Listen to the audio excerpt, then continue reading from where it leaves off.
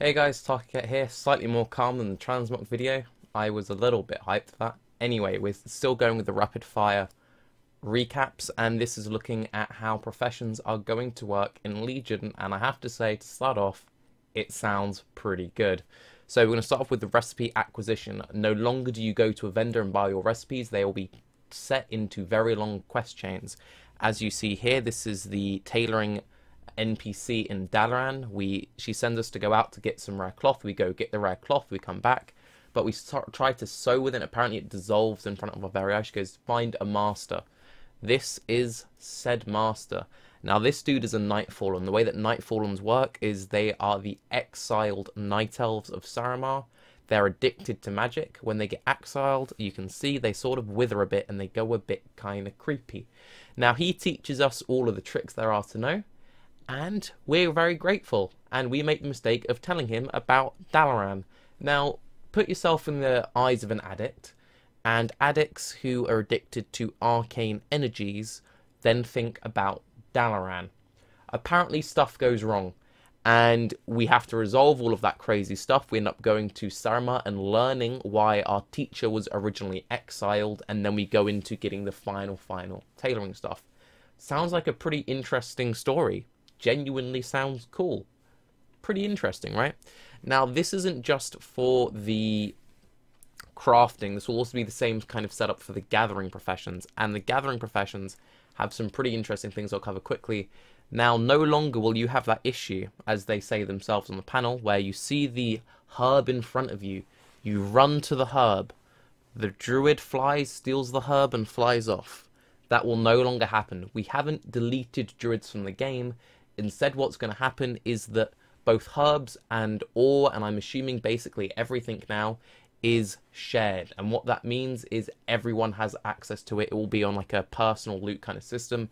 If there is an ore there, you can get it. The druid can get it. As they say, your friends can get it. Your like 50 Chinese bots can get it. All of the bots, I mean players, can get the ore. It might ruin the economy, we'll have to see, but it does sound pretty interesting. Now, here we are with recipe ranks. So as you can see, dude, there's like 1 star, 2 star, 3 star. This is another thing, they want you to have constant progression. So you log in your end game, you've gotten all your recipes after months. Apparently it'll take you months to get all your recipes. You can then unlock the up to 3 star. Now, the way that it works is that you can upgrade your recipes. The higher your upgrade, the more efficient you are at crafting, meaning it requires less mats. So it's very rewarding for people who grind this out, and you'll be able to make a lot of money on this. If people are making like profit on a level 1 recipe, but you've got a level 3 recipe, that is a lot of potential, especially if you could rush it at the start of the expansion on like main tick items. GG. Another thing I want to point out now, Mark of the Loyal Druid. Permanently enchants a necklace to periodically summon a loyal druid to steal your herbs. No. That will assist and protect you. The druid's strength can be augmented by high-level ring and cloak enchants. Wow. Wow. So, yeah, pretty cool. And it seems like we're going to have synergy between all of our enchants. We're going to have the neck enchant on a summon, and then the ring and the cloak empower it. This is a lot more interesting than plus 50 crit. Well played, Professions team. GG. Also, you notice that, there's this horrible UI. They still haven't updated it. Oh, wait, no, they've updated the UI completely. So as you can see, you have a learned tab and an unlearned tab. I'm sure a few completionists are going to be very happy to see that. And you can also set favorites. So if you're always crafting the same enchants and those are your easy sells, then you just put those at the top, and then it's just the usual sort of standard. Again, this is the same enchant as before, so we're not getting any more sneak peeks, but still, I mean, cool stuff, right? Now, the unfortunate name, which, you know, hopefully people come up with a better idea, but Oblitarium, it's awkward, but anyway, there's the Oblitarium Forge, which kind of looks like this, but it turns into this crazy, giant, demonic fell forge kind of vibe, which is in the middle of Dalaran. The way that Oblitarium will work is that it will be from obliterating crafted items. Only crafted items will give you Oblitarium. Anyone can obliterate an item. So basically, they're going to be keeping the random crafted stats, and let's say that you want a new well, you don't want a two-hand sword. Let's say you want a new pair of shoulders. So you're crafting your shoulders, It took 10 crafts to finally get the perfect stats. What do you do with those other 9? Yes, you could send them to your friends or sell them in the auction house, or you can obliterate them and get the Oblitarium. What does Oblitarium do? It's just funny to say now at this point. Well, this is what will increase the power of your crafted gear. And from what they said, it sounds like it will only increase the power of crafted gear. So you won't be able to use this to empower everything, which also implies we'll still have the 3 crafted cap, because otherwise you would just have full crafted, max level, crazy item level, would be a bit OP. But anyway, good stuff thus far, yeah? Now, crafted gear should be special. We already saw this earlier. They're going really wacky. I think we're losing just boring enchants in general. So here we have the new goggles, but they're a cranial cannon. Apparently the new goggles are made out of guns and bazookas and all things explosive. As you can see, the use effect is fire a bullet at your current target. We will be shooting people with guns strapped to our eyeballs. Engineering best profession EU. Bloodthirsty Furystone Gorget. Again, this is the jewel crafting thing, and all jewelry will apparently have, all crafted jewelry, sorry, will have class-specific buffs. So as you can see here, increase run speed by 15% while enraged, and it has a socket. All jewel crafted gear will have a socket, which is pretty good synergy, because what you do is you're a jewel crafter, you make the jewelry, then you sell them the gems on the sly. Well played, getting a premium. Well played, mate. So we're going to move on. Inscription. They're getting rid of major glyphs. RIP Inscription. Basically, the way that it's going to work is that with the new talent system, the new PvP talents, the new artifact weapons, there isn't really a reason to have major glyphs. So, does that mean that all you scribes need to kill yourselves? Not yet. Put the knives down. It's okay. That was a bit dark. But no. Inscription, Glyph of Critomorph.